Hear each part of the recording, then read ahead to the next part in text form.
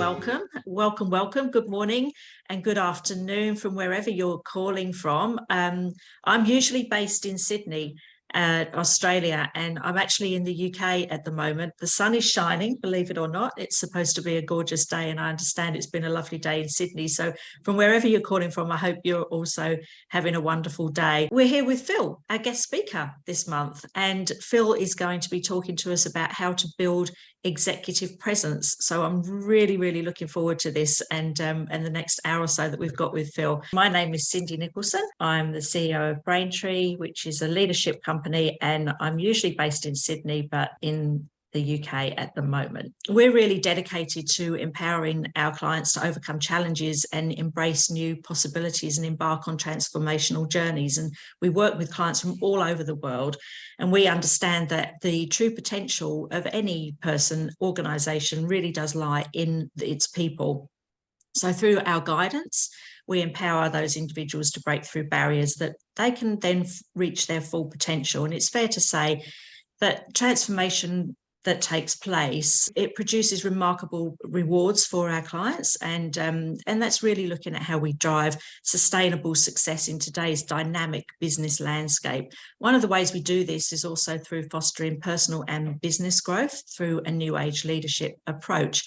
Any of you are new, just so that you're aware, we hold these free monthly webinars. We have a variety of presenters who are experts in their field, sharing their skills and expertise to our communities, because we really are a community-focused business.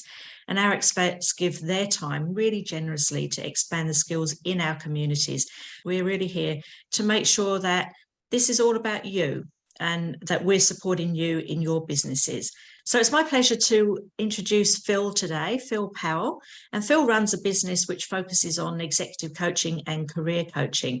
In his earlier career, he worked in market research, and he was in HR with Unilever and marketing with Unilever and Nestle, both in Australia and in the UK.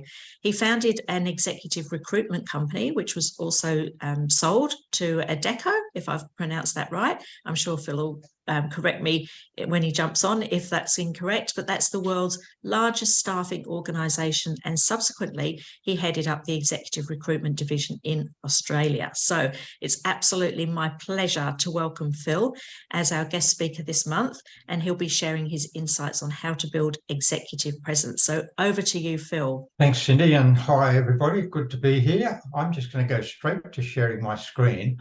The subject that we're going to talk about is executive presence, and I'll explain why this is a favourite topic of mine, building executive presence. So what is executive presence?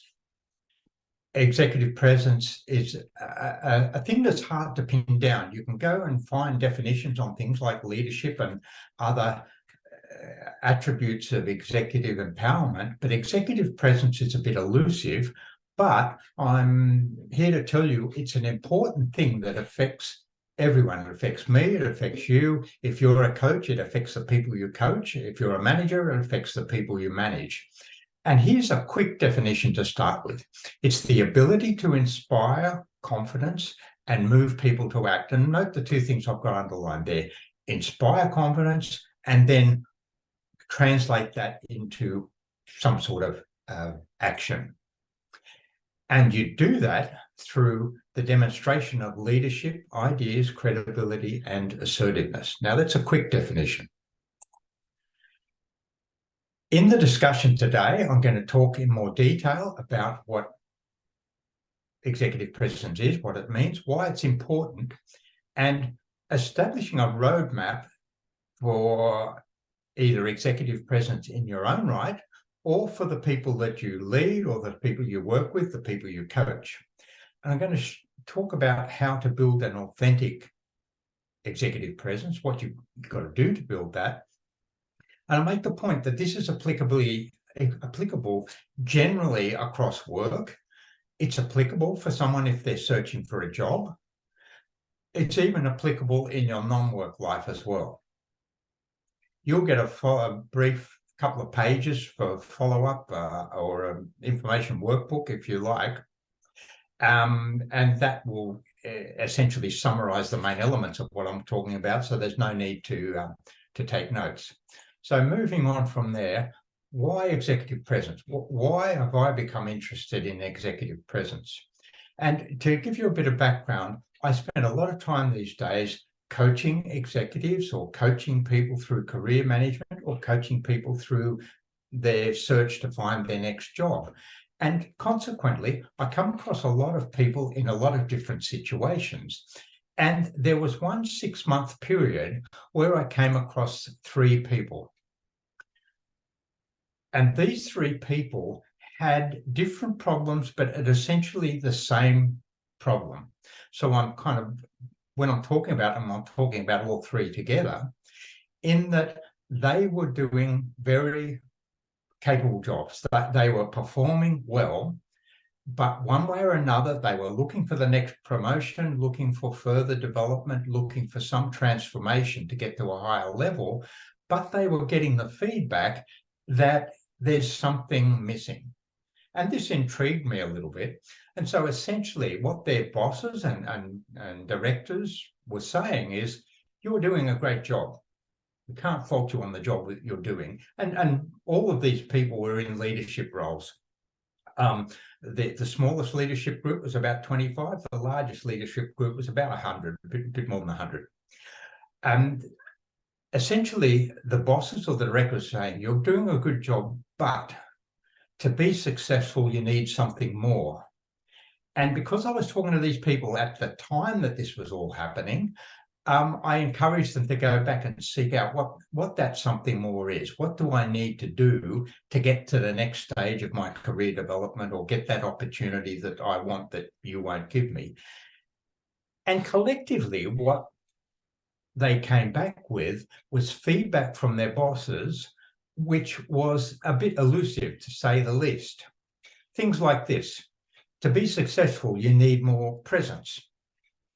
You're great, but you haven't got enough charisma. Gravitas is what you need. You haven't got enough influence. You don't have the right impact. People don't respect you as much as we'd like to give you a bigger job. It's a good one. You're lacking emotional intelligence. You need to be more inspiring. You need to be more passionate. All of those things, they're all a bit elusive. And one way or another, I'm sure that you've come across those kinds of things. But my favorite bit of feedback of all was this one. I don't know what it is, mate, but you haven't got the X factor. There's something missing. I'll call it the X factor, and you haven't got it. And therefore, you're not going to get the next roll up.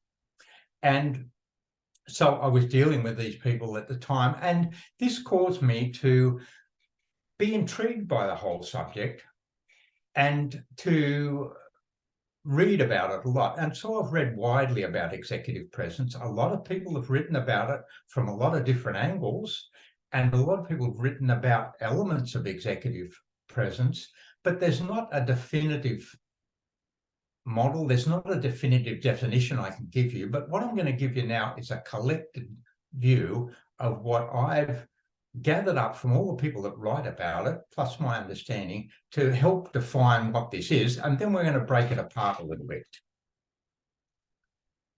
So what exactly is executive presence? Here's another definition. We're going a bit deeper here. The ability to inspire confidence with others that you're the person that they want to follow.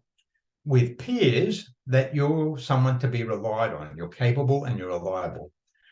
To senior leaders, the board of directors, that you have the potential for high achievements. And so that's another way of defining this elusive thing of executive presence. So it's a quality that people lay on you. In other words, they observe that you've either got it or haven't got it, but they don't really say how to get it or how to change. And so in that respect, I want to come back to objectives, because in almost all the work I do, I look for the objective first. And those of you that have worked with me would know that I always start with first principles. I say, what are we here for? What are we trying to do? And Well, I'm talking to you about executive presence for you, but I'm also sure that those of you who are managers, those of you that are coaches, will recognize some of the needs and some of the characteristics as we go through. So I'm talking collectively to you and to the people you might be interested in working with. So what do people do this for? They want to gain more executive presence, but for maybe just for recognition. I'm not recognized enough for my achievements in my job, or people take credit for what I do and I'm not happy with that. For salesmen or consultants, they might want to close more deals. When you're out on the trail pitching for assignments against big consulting companies, you want to get more of those deals. Maybe it's to get that promotion, like one or two of the silhouettes I showed you. Other reasons, it might be simply more harmonious relationships inside of work, outside of work. More friendships, a wider network. It might be to boost your job search. And particularly within the job search area, most of it is ascribed to interview performance. I want to get that job, and what will make the difference is how I perform at interviews. Boosting your job search, interview performance, and it also applies, if you haven't got presence in work, chances are you like a bit more executive presence or some sort of presence outside of work. And so it's a work and non-work thing. So why is it important? And I like this particular quote. Almost everything I've done is an amalgam of what other people are saying, but I like this particular quote. So I've quoted Erin Owen. The opportunities you gain access to depend on the confidence you've inspired in the decision makers. Pretty straightforward. If the board of directors is a decision maker about your promotion, then you've got to inspire confidence in them. On the other hand, if you're trying to sell someone something, you've got to inspire confidence in them that you're the person to deliver that capability. On the other hand, if you're searching for a job, you've got to inspire confidence in the interviewer that not only have you got the technical capabilities, but you've got the human capabilities as well.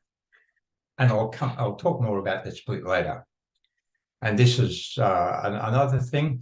Executive presence leads to influence, and influence leads to good outcomes for you in terms of the recognition you might get, greater job satisfaction, better job, for success of the people around you, or for just general commercial and personal outcomes. So that's why we're doing it, and that's why it's important. So what I want to think about now is how you go about understanding how all this works, because what I want to point out is executive presence isn't on a long continuum. At the right-hand side, you've got more executive presence. In the middle, you've got slightly less. And at the other end, you've got slightly less again. Whilst the influence you have might exist on a continuum, how that's made up in your profile is a very different thing. And so what I want to do now is go through an exercise of making some observations about executive presence in different people, and then trying to pull that apart in order that we can understand all the various components of executive presence. And to do that, I want to show you some pictures, hopefully, of people that we all know one way or another.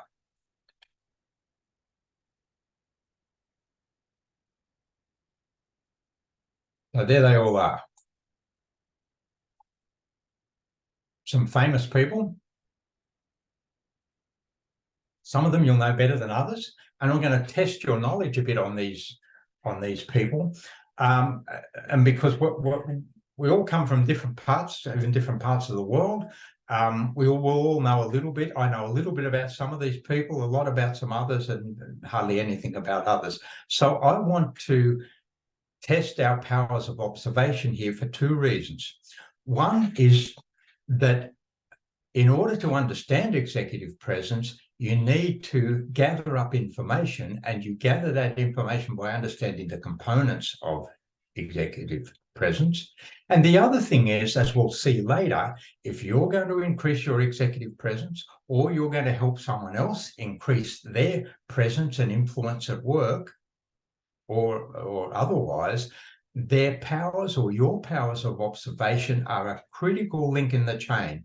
Unless you've got well-developed insight into other people, you're not going to be able to take up the role modeling that those people have and turn that into something in your own right. Now, while we're going to talk individually about these more famous people, I don't want you to think it's all about famous people. In fact, it's not. It's all about the people around you. I'm just talking about these people because they're well known. But when it comes down to work, when you're coaching one of your managers about how to gather influence, I'm going to suggest that you get them to gather information from around them about the people they respect and try and pull that apart. So let's move on to a single person, Mahatma Gandhi. Now, through this whole presentation, if you've got something to ask me or some comment to make, I'd rather you didn't put it in the chat box. I'd rather you just flick your microphone from mute to on, and then just talk right over me with your question. But here, I want information from you about the person who has read enough about Mahatma Gandhi to know what words would you use to describe Mahatma Gandhi. Now, I've got something in my mind for this first one, but I want someone to turn on their microphone, rather, turn the microphone from mute, and say, well, what impressions, what words come to your mind when you're thinking about Gandhi? Very famous person. I can go. Yeah. Yeah. I think the words that come to my mind are strength of character. Strength, character. Yeah. Yeah. Authenticity. Yeah. And courage. Courage. Amongst Definitely. many others. Yeah. Amongst many others. Yeah. Anybody else want to make a contribution in relation to this world character? Alicia. Oh, thank you. Cannot agree more with authenticity, courage, consistency. And I remember a quote: if you speak to somebody in a language he understands, you speak to his, let's say, to his mind. And if you speak to a language, let's say, for example, the language that he speaks, not he understands, his former language, you speak to his heart and soul.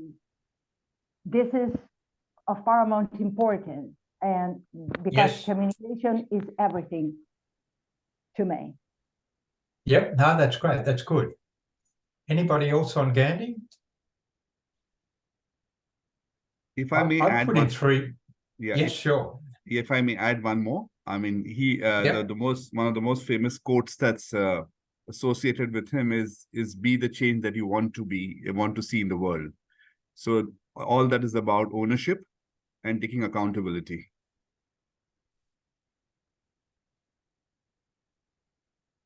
Be the change you want to see. I've heard that quite often about him, and that's it's another thing about people. And it's a I wouldn't say a trick in communication, but it's a memorable thing, isn't it?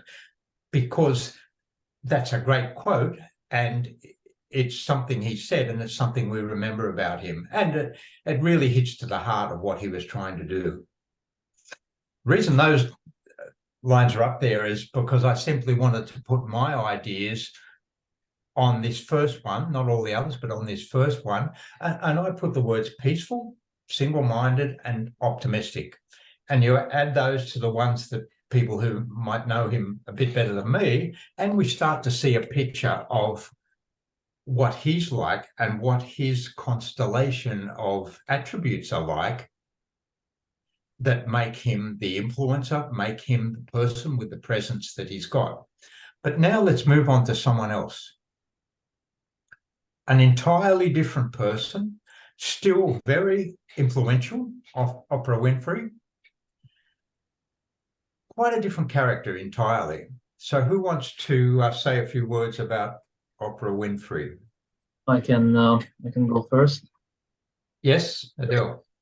I would say motivational. She always tries to motivate people. She said something before that I think resonated with me, is that you need to surround yourself with people who are going to lift you higher. So that's what comes to mind when I see her. That's good. Thank you for that. Alicia, you've almost got your hand up. Yeah. Oh, thank you. Resilient. And Sorry, can you say that again? Oh, resilient. Yes, resilience. Resilient. She had a tough early life, didn't she? That's it. And also, you know, surround yourself with people who cheer you up, who help you to discover your secret sauce. I'm writing all this stuff down, so that's good. Yep, very good. Anybody else? What about the contrast between Gandhi and Oprah? Both are respected by their, let us say, their constituents, but they're both very different. You know, you wouldn't describe Gandhi as flamboyant, but you might describe Oprah as flamboyant. Any other observations there? So I hope we're starting to see that people can reach this idea of presence or influence from very different points in the compass. But let's have a look at another one. That was a list of adjectives that we might use, but I can see that you're not short in coming up with a lot of good adjectives, so we'll leave that aside. Barack Obama. What can we say about Barack Obama? Can I go? Please. Very persuasive and influential. And he has a certain charismatic quality about him. People want to listen to him.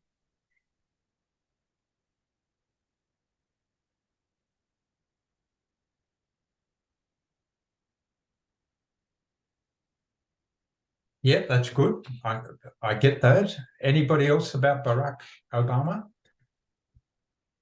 I'd say he's encouraging. Encouraging to people?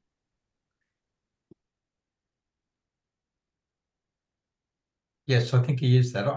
And I wouldn't say I know a lot about him. I've read his book and I've seen a lot of speeches, and I kind of one way or another think I've keyed into that presence that he's got, that I would call a quiet but strong presence. But I tell you an interesting thing about Barack Obama. He has said this about himself, but there's people, psychologists around the world make almost a hobby out of looking at famous people, trying to examine all the speeches they make and things and decide their personality characteristics. And the easiest one to look at there is extrovert versus introvert. And in Barack Obama's own words, but in the opinion of these other people, Barack Obama is an introvert.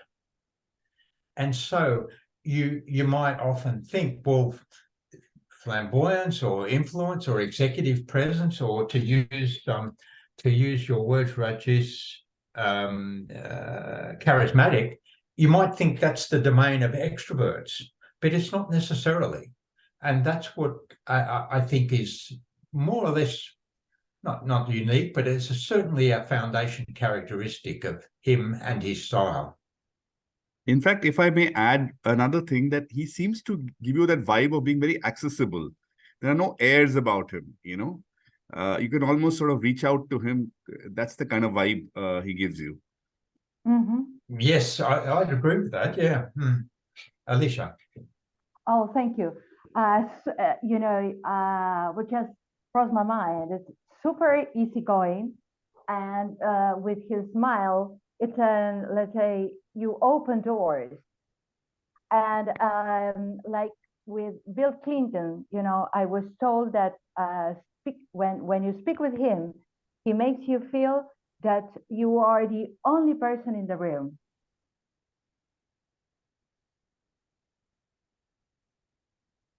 There's a lot in that, Alicia. And it's the power of a smile.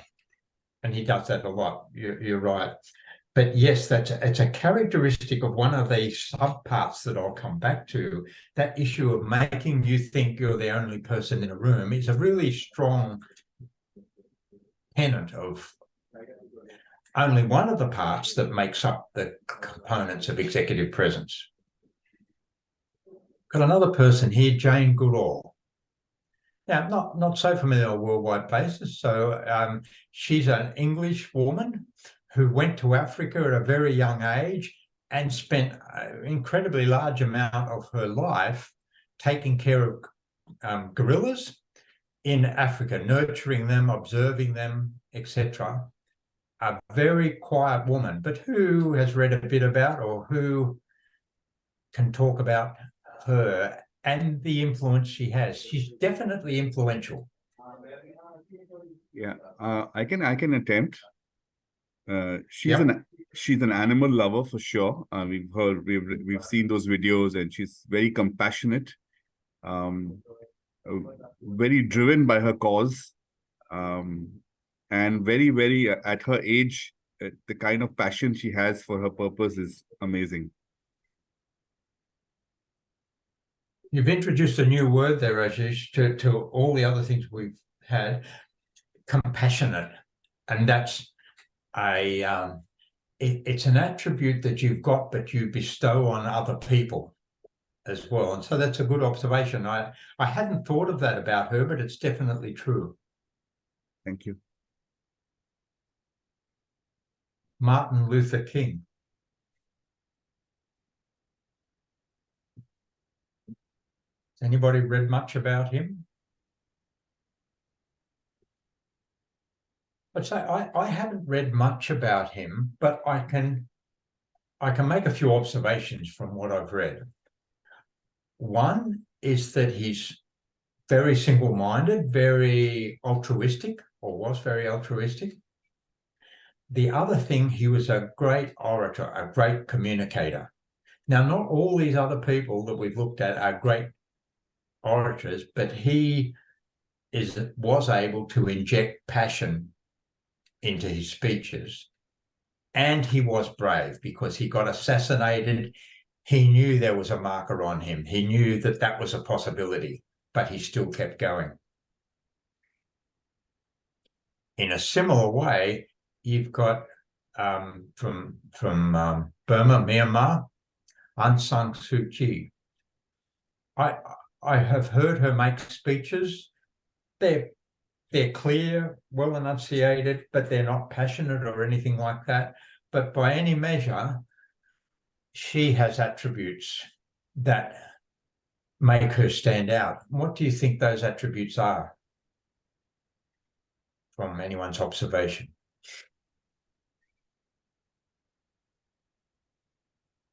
Cindy, you're pretty quiet there, my girl. No, I'm listening. I'm actually really enjoying all the comments on that everybody's saying. But I mean, even just her presence, right? You just look at her; she looks strong. The posture and that sort of thing is really, it's just really coming across as power and strength and confidence. And maybe you were going to say something. Sorry. Yep.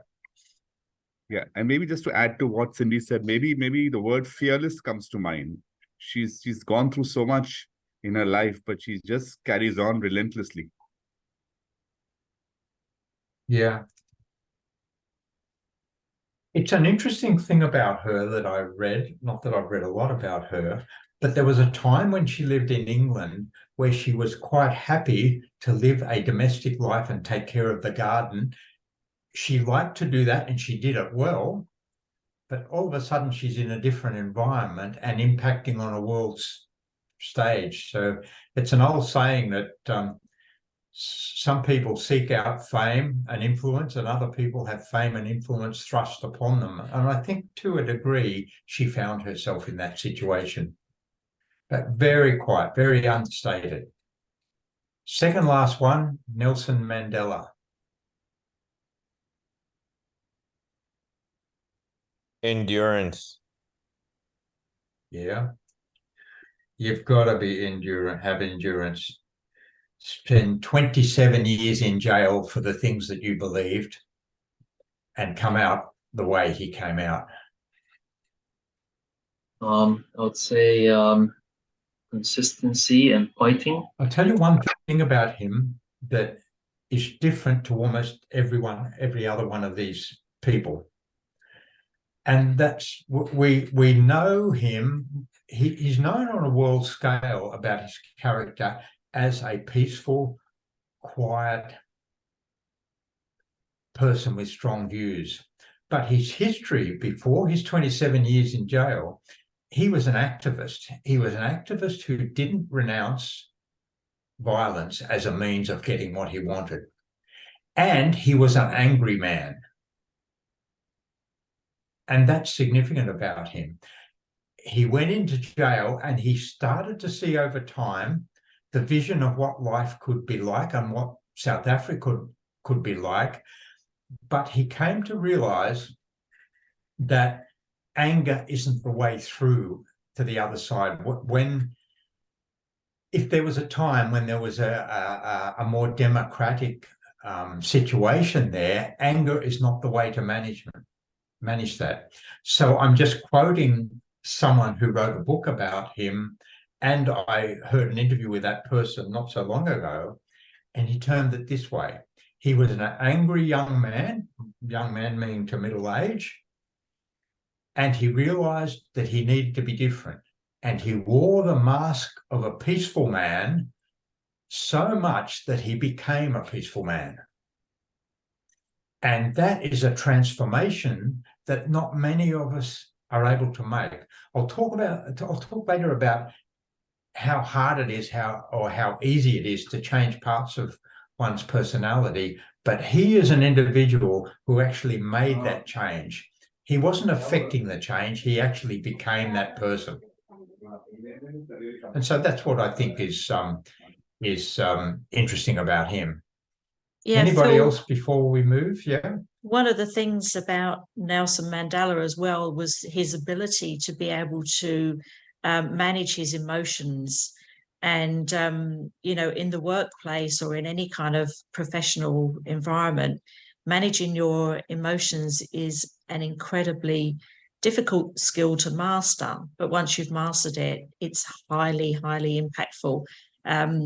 We actually had a webinar just earlier this year, which talked about Nelson Mandela and his approach. There was some really interesting terms that were used with the way that he approached his leadership, and it was the ability to be able to not react in the moment to what was driving him from his anger, for example, but to actually see more pragmatically the way that he needed to behave and transition into that in the moment. And it was such a powerful skill. It is for sure a powerful skill, and he's done that better than anybody on my list. But let's now go to our last character. Now, I don't want to talk politics, and I should have mentioned that earlier on. This is not a discussion about whether you agree or disagree with somebody, but by any measure, Donald Trump has a strong constituency of people that he has influenced purely by his presence. And I don't know what to say about that, because I've read a bit about him, and I'm not sure how he achieves that, but I can see it in his speeches. But does anyone want to make a final contribution on our last character?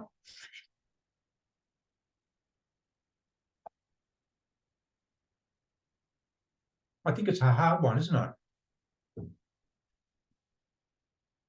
I question the authenticity. Mm. That's the thing that comes through with him. Yeah. You know, he says all the right things, creates the followership. But I think in leadership and in creating yourself and that executive presence is about creating trust.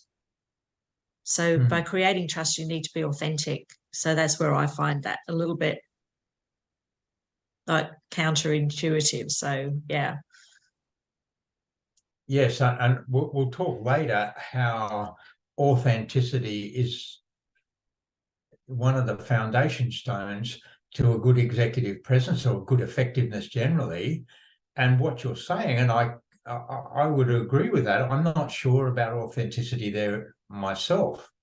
So let's say, for argument's sake, that he hasn't got the authenticity block in his pyramid. What else has he got that gets him there? And that's an interesting question. But Alicia, you were going to say something there? Oh, thank you. Is that I haven't read a lot about him. The only thing I observed is like he had a plan and he accomplished each and every step of his plans until the very last minute, and he tried to pursue each and every, you know, tiny project, I think, and he was not by himself. Lots of people who, were among him. So I know the authenticity block wasn't there, but we didn't know when, you know, at the beginning. This is quite tricky, perhaps. Maybe quite tricky anyway. Authenticity is basic. Thank you. Yeah, and I think that there will be people that write their PhDs on Donald Trump if they haven't been already, and I think it will be interesting to read all that to say how he got to the position of executive presence, of influence, such that he's got such fervent followers, and how he did that. What were the components of that? But that's what I want to move to next. So we're finished with our cast of characters for the moment, but what I want to move on to next is how we pull all this apart and examine what it takes to build up one's executive presence. And you can only understand that by looking at all the components of it and deciding for ourselves what that might look like for us or for the people that we manage. This is my invention, the Executive Presence Barometer. So what I've done, I've looked at a whole lot of factors, and there's probably, you know, maybe 30 factors altogether, and I've tried to classify them under some broad headings. You won't necessarily agree with my classification, but for the purposes of discussion, I've compiled these under these 9 headings: communication, character traits, and so it goes on. And I want to point out that we've got a barometer here, meaning any person that achieves strong executive presence, this elusive X factor that those 3 silhouettes were trying to achieve, anybody that achieves that doesn't achieve it consistently in the same way. In the same way that we saw those people that whose photographs we just looked at, they've all got a different constellation of attributes that make up their presence. And if we're going to examine that for ourselves, or for the people that we manage, or for the people that we coach, we've got to understand what the mix is amongst all these things. And so I've got these major headings, and sometimes the headings stand on their own, like empathy and emotion stand on their own. Sometimes the heading's got a number of components underneath it, like communication or character traits.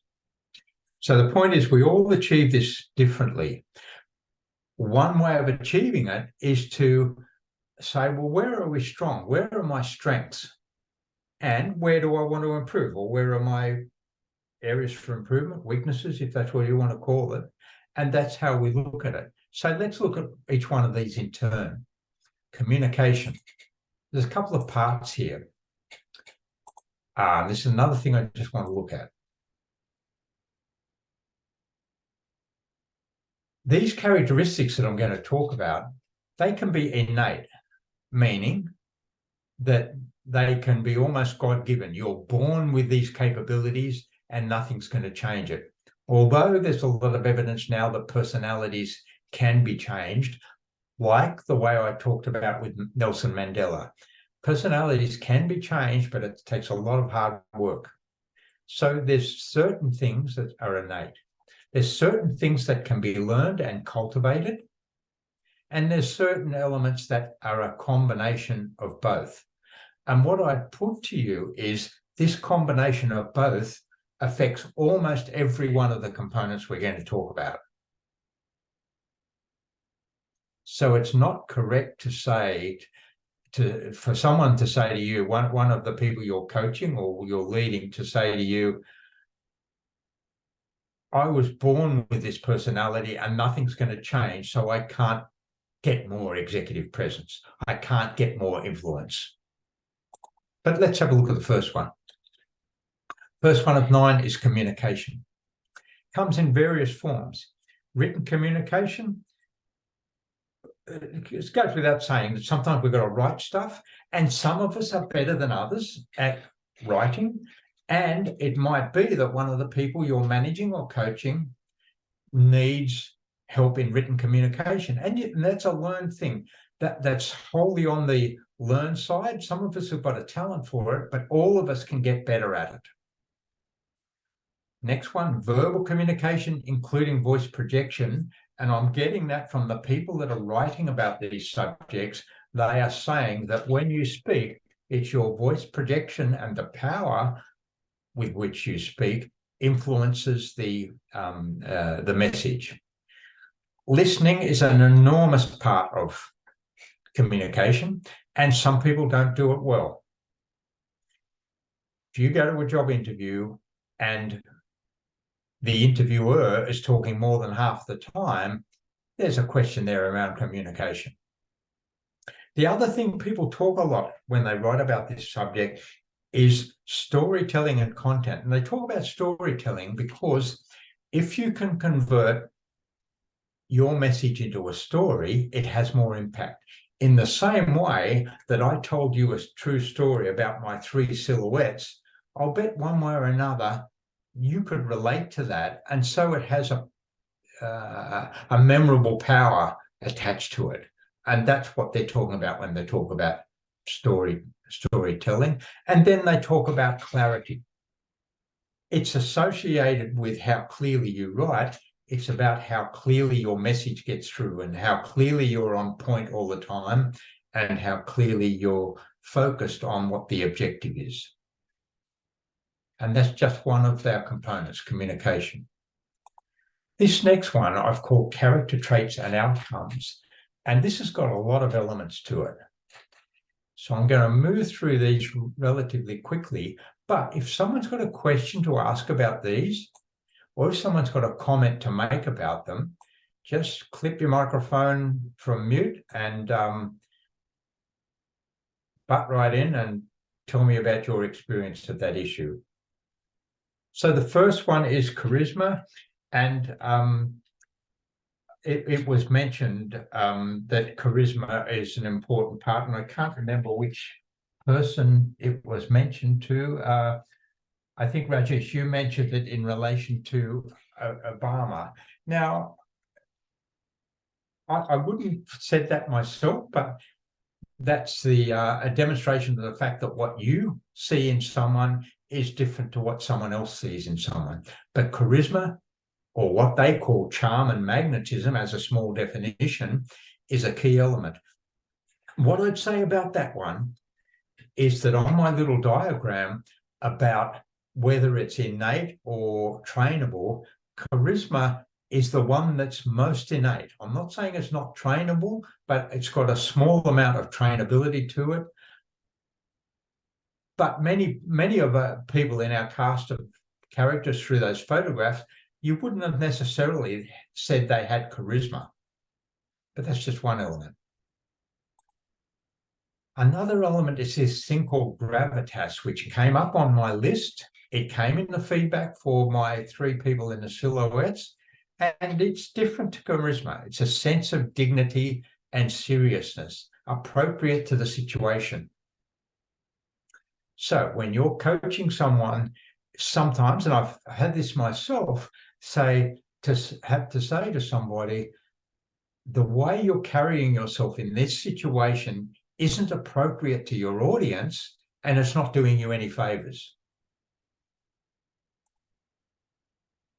Confidence, a feeling of belief in oneself. Confidence is a hard thing. You know, I can't say to you all of a sudden, Joe, you've got to be more confident, but I can say this is how you become confident at speaking, about going to an interview, about managing your staff, and you become confident with knowledge about the subject and preparedness about the subject. Passion. Who got the mention of passion? And going down my little list, and I can't easily find it. I can hardly read my writing. I can't remember, but one of the characters, I think it was Oprah, is passionate about things. And that shows the appropriate amount of passion, or injecting more passion into what you're doing, can make a difference to the effectiveness you have on other people.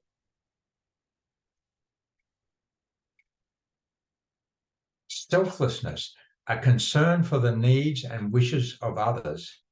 And that's saying, you know, I'm not important here to a degree. What is it that you want, the people I lead? And I'll be selfless. I'll go out of my way to go without what I need so that you get what you need. And that's what selflessness is. And that's talked about a lot from the people who write about this subject. Recall. Do people recall what was said? And I'm hoping that there'll be elements of what I've said that you have recall with. And the device I come back to, not a device because it was a true story, but my story about the 3 silhouettes is a real story. And I'm hoping that you'll remember that, because that's the linchpin to my whole presentation. That's recall. Do people remember what you said? And the device that Rajesh, I think you mentioned about Gandhi, be the change you want to see. That's a thing that's memorable. And that's a device of memorability, if you like. And finally, inspiration. Do I stimulate people to do or feel something? That's another measure. Jump in on any of those if you want to, but if you don't, we'll move on. We've got lots to get through. This is closer to behaviors, whereas the previous one was about character traits. So behaviors are a bit more tangible. Resilience, the capacity to withstand or recover quickly from difficulties. And that was mentioned in one of those. and I can't remember which one, but resilience was definitely mentioned there. If you haven't got resilience, or one of the people you're managing hasn't got resilience, there's heaps of resilience training. Resilience is flavor of the month these days. Everyone's talking about it. And that's because it's important, but they talk about it also because it's trainable. If people want to have more resilience, they can work on it. And we get to how you work on these things later. So that's a behavior. Adaptability, ability to adjust to new conditions. If you're a manager and you want people to follow you, but you don't have this adaptability and flexibility, then they might not be so confident in following you. Openness to experience is the most prominent psychological theory of the day is called the Big Five psychological principles. And openness is one of those principles. It's a foundation stone around which people build strong character, and openness to experience and learning, and they attach imagination and insight to that. So if I put it another way, I would respect a leader, or I would ascribe more executive presence to a leader who is open to learning and open to experience and open to insights. Transparency, another flavor of the month. Everybody talks about transparency in government and all that, and that's because it's important. For an executive or someone in corporate life, it's an issue of sharing amongst people, sharing information rather, amongst people internally and externally.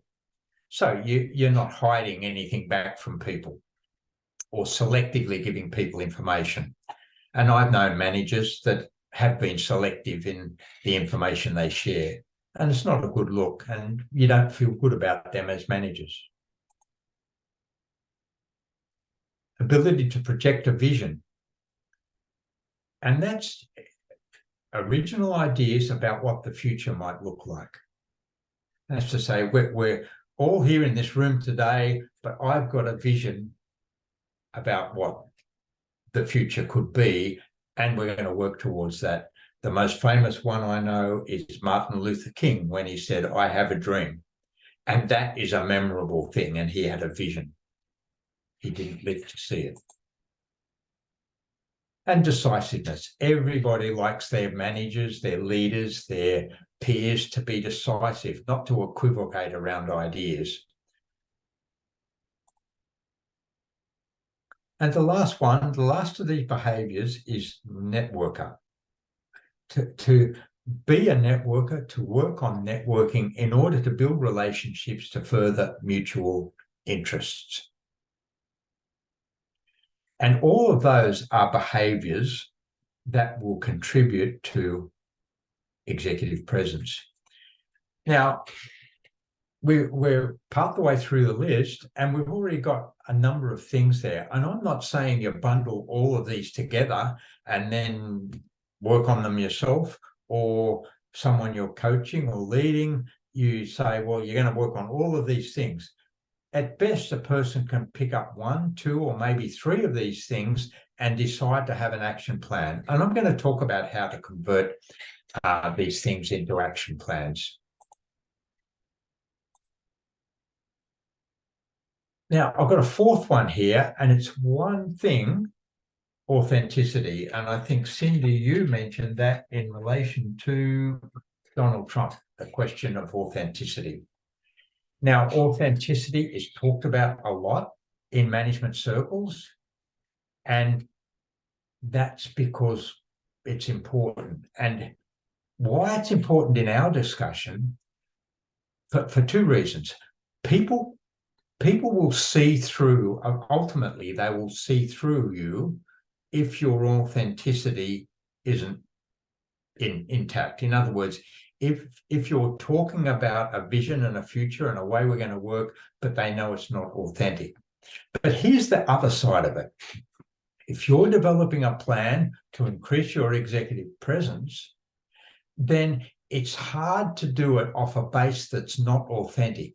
It's most easier to figure out what are the key elements of your personality, what are the things, the values, beliefs, ethics, the courage, all the things that you believe in, and work from there. And you can't step away too far from that. You can't say, I am this sort of person, but I really admire that guy way over there, and I want to be like him or like her, because that's too far a stretch for you. It's too hard work. It drains too much of your energy, and ultimately people will see through it.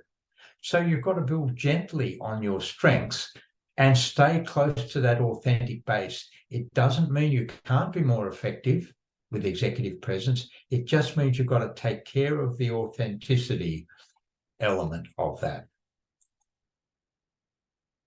Next one, a subject area all on its own, empathy. To understand another's thoughts and feelings from their point of view. Now, we've all been around long enough to know that some people have natural empathy and some people just don't have empathy.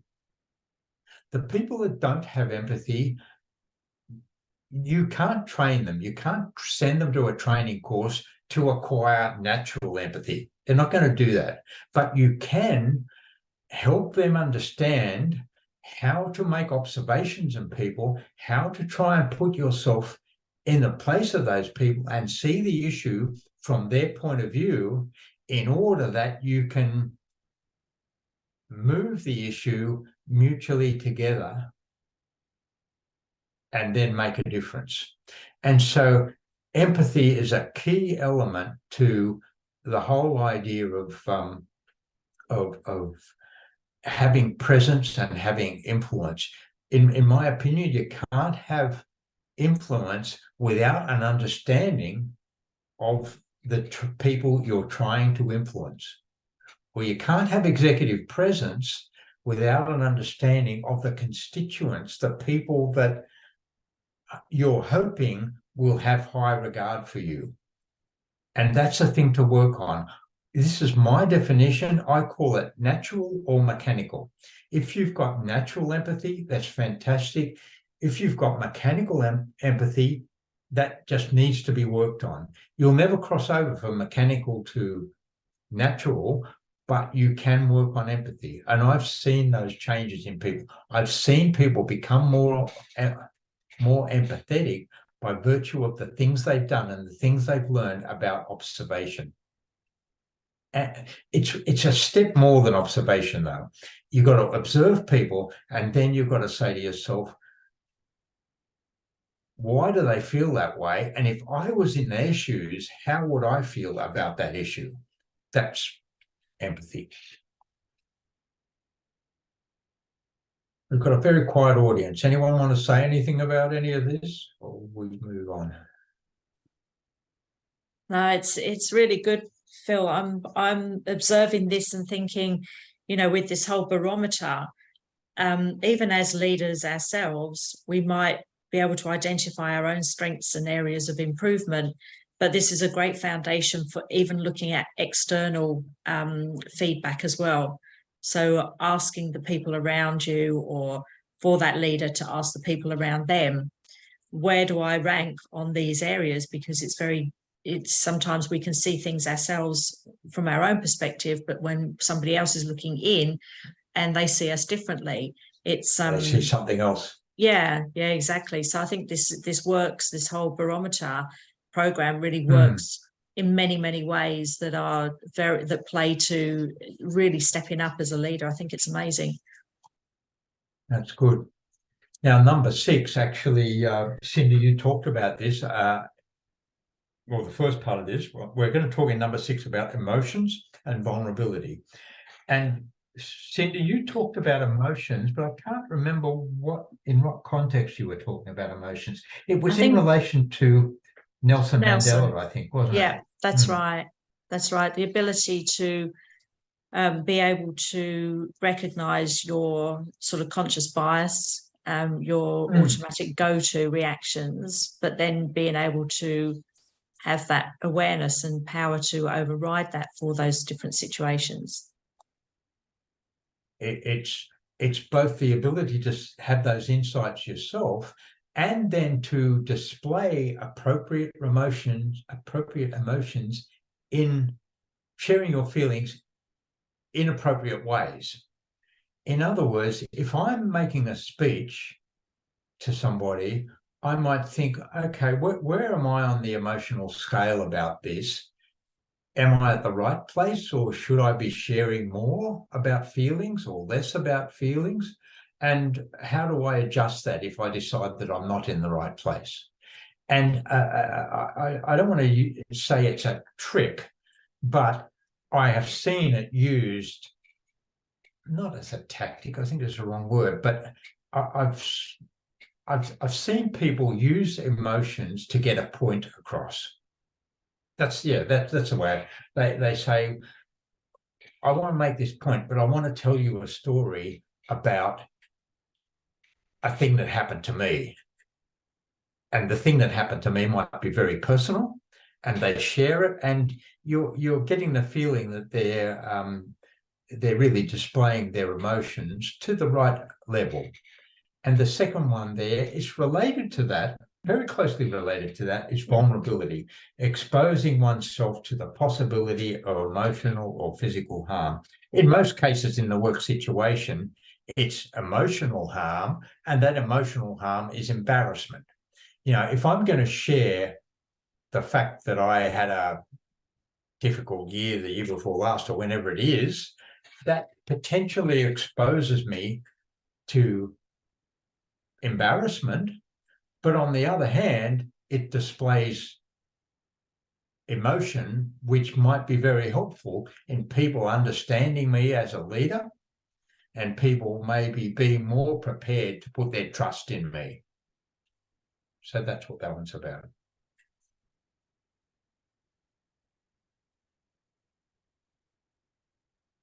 And this one here is a separate thing, emotional intelligence.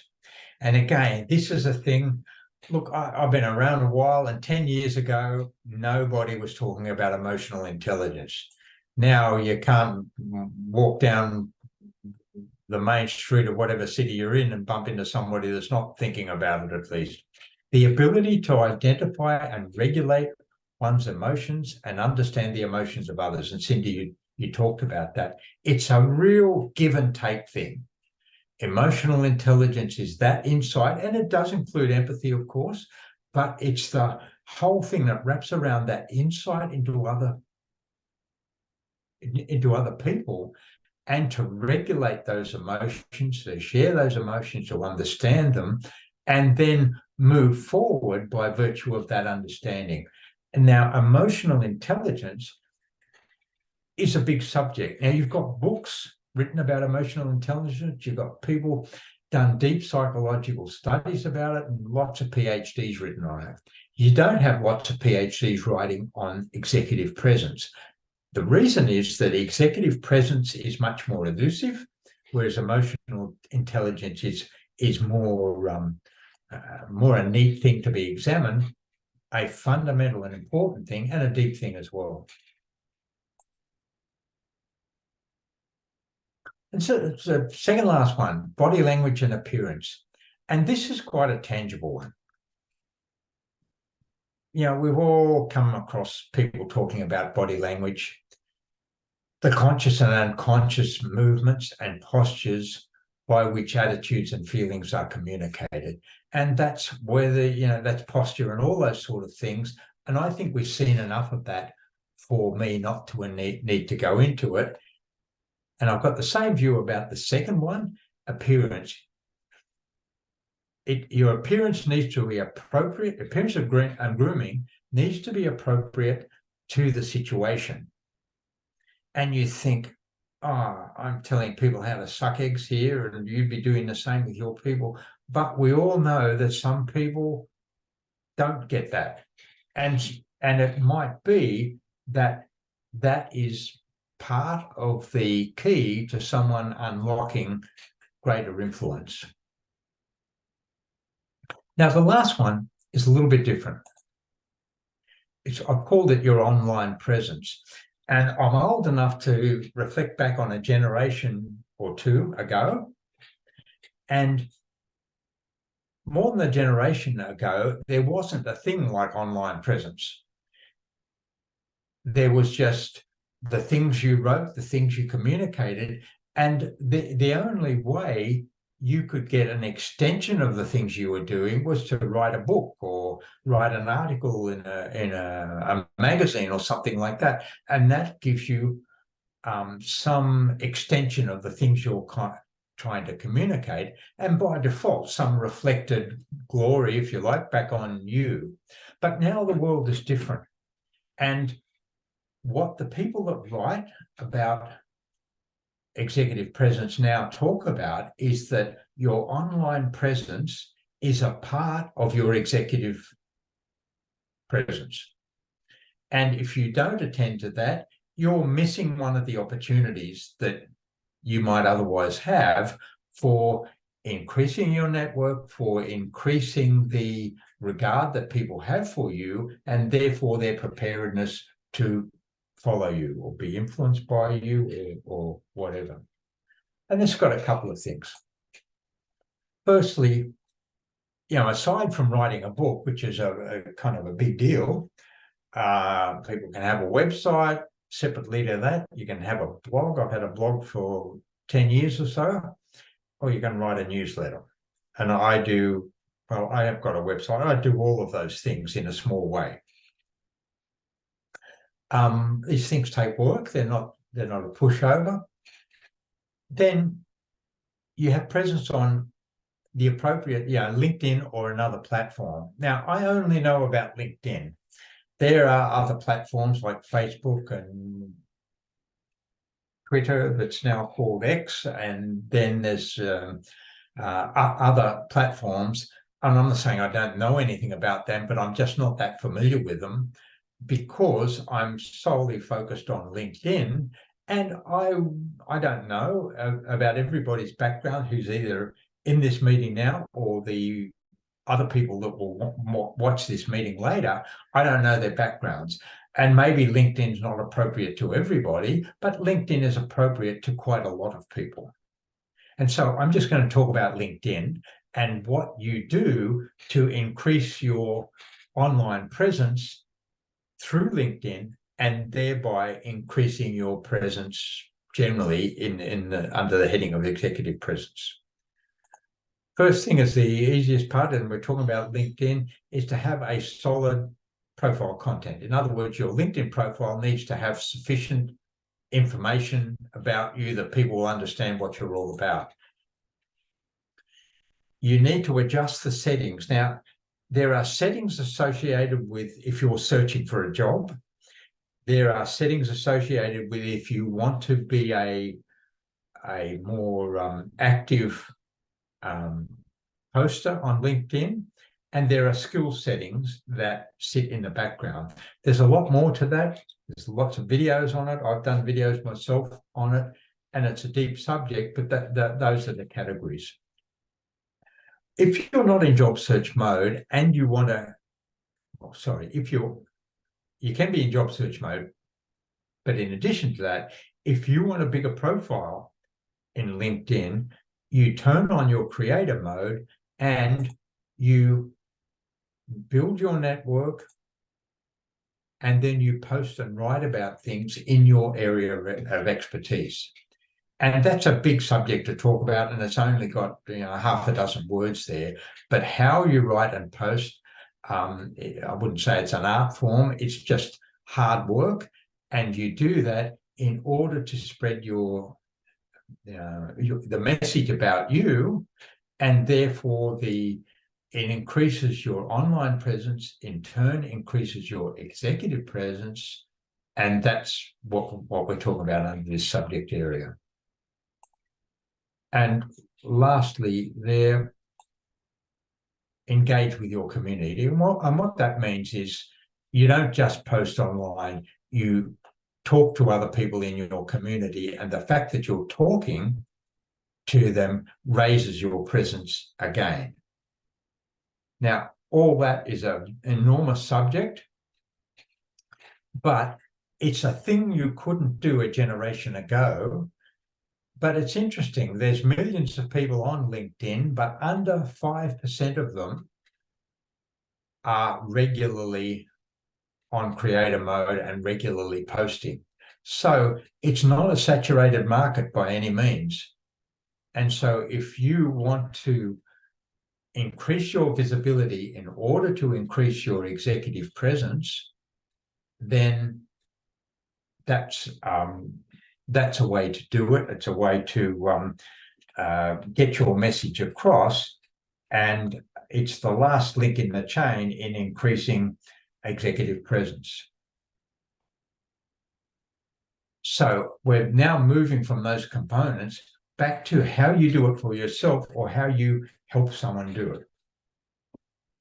And you come back to just repeating these things. What are you doing this for? And always have that objective in mind.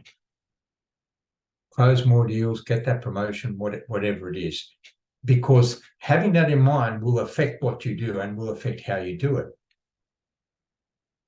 You've got to own your own formula for and objectives for executive presence. And here's my barometer again. It's the same barometer, but I'd say now you can look at this barometer and let's say, remember the character traits one had about 7 or 8 sub parts to it, and so did the behaviors one. You've got to get down to that small detail to say, well, okay, there within character traits, there's these 2 things I want to work on. And the only other thing I want to work on is down here somewhere. So that's 3 things. Of all the 30 odd things that I've talked about, there's 3 things that I want to work on. Or with the person you're coaching, there's 3 things that you're going to help that person work on. And so that's why I say you get to your own authentic formula about what the barometer looks like for you. And that's the macro barometer. I'm talking about the micro barometer, which has 30 odd components to it. But then what you can do is the actions you can take. And in thinking about these actions, I want you to think about the long term and the short term, because these are 2 things seriously worth considering.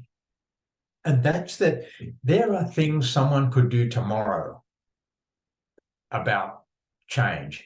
You could say, okay, at the most fundamental level, I recognize that my attire isn't what it should be. I'm going to go out and buy some new clothes, and tomorrow I'm going to wear them to work. And that's something you can do tomorrow. Or I'm going to make a point of finding out more about the needs and wants of the people around me so I can help them better as a manager. That's something to do tomorrow. The longer term is, how am I going to make a change to my ability to communicate in public? So what have you got to do? Join Toastmasters or do something that makes a difference to that? And that's a longer term change. So think of the short and long term. Think about what your strengths are. And it's an old saying in management and leadership training, you don't beat yourself up about your weaknesses and try to change those. You need to be aware of your weaknesses, but the best thing to do to achieve change is to leverage your strengths. And leveraging your strengths is what I'm talking about here. You're only going to find out about your strengths by both the things you know, and as Cindy said, getting that feedback from people around you that helps you understand how people are seeing you and what their interpretation of that is. So understanding your strengths. Think about authenticity, because it's a big deal. Think about how big the step is that you want to make, and how close is it to your authentic self that you know, and how easier will it be to make that change? And should you make that change? Because too big a change means it'll be hard for you, but also means that people might see through it and think it's all affected behavior. The biggest thing, not the biggest thing, a very important thing here is observe people. We went through the exercise of observing well-known people internationally. And what I'd be saying to you or to the people you're coaching or leading, to say, well, okay, you've got a number of people around you that you can observe, and you need to get practiced at observing them. You just don't write down a few things. You watch them over a period of time and watch what they do, why they do it, how they do it. And that's role modeling. We all talk about role modeling with our children and things like that, but watching people is role modeling for you or for someone trying to change. And that's one of the biggest skills you need to start the foundation of improving your executive presence. And that's why I went through that exercise with the famous people, but you need to translate that and do it on a day-to-day basis. Cindy, you talked about this. Seek and accept feedback from people around you. That's through performance reviews, the old 360-degree reviews, if you've come across those. It gives you really good feedback about how people see you and the impressions they've got of you. Seek a mentor or a buddy. It's hard to do all this alone. So a mentor, now your mentor might be your boss, it might be someone else, or a buddy. A buddy it's an American term, I know, but it's someone like a peer, someone at your level in an organization, that you're that person's buddy and they're your buddy, and you work on those two things together. Because I can tell you, all of this stuff to do is harder to do by yourself. It's easier to do when you're in a group of two people or maybe more people. And finally, there's books, education, and training.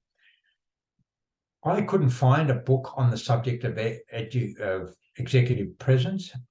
So yes, there are books on executive presence. Sure, I did find one. They're out there, but there are books on the subparts of executive presence.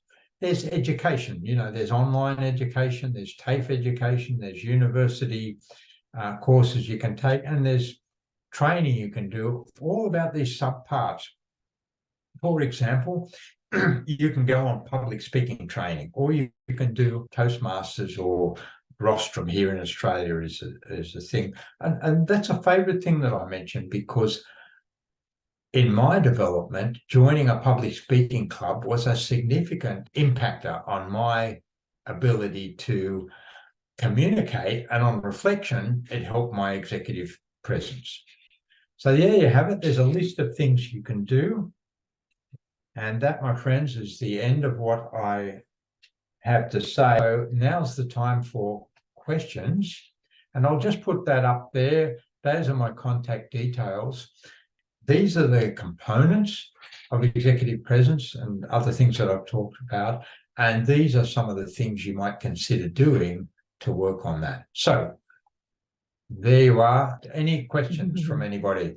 Thank you for this session, Phil. It was, as always, very informative and great. Thank you very much, Adele.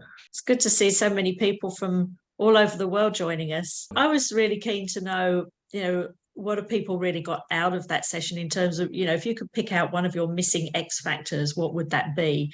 A couple of observations as well, those shorter sort of term changes that can happen, and obviously coming from that strengths-based focus, recognizing what your strengths are and the areas for improvement, and whether you get that from internally or from externally is a great thing. But then picking, like you said, Phil, just 3 things that you can work on, because there are some things that, as you said at the beginning, are innate, and then there's other things that have to be learned. And some of those learned behaviors can be exceptionally challenging, because it really goes against the grain of who you are. So that buddying system, I think, is a really great idea, because what it's doing is it's enabling you to say, well, look, these are the areas I know that I need to improve on.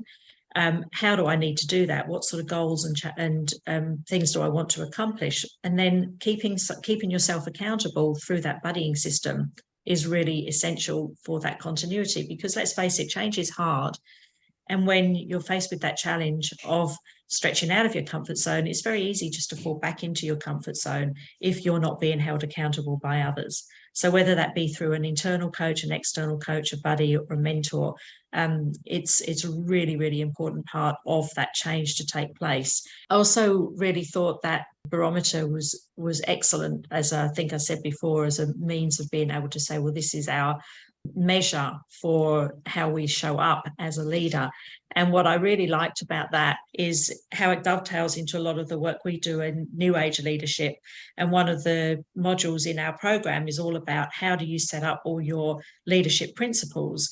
And this is a great way of being able to assess that. It really goes deep into what are those principles that really do need to show up for me in my particular environment.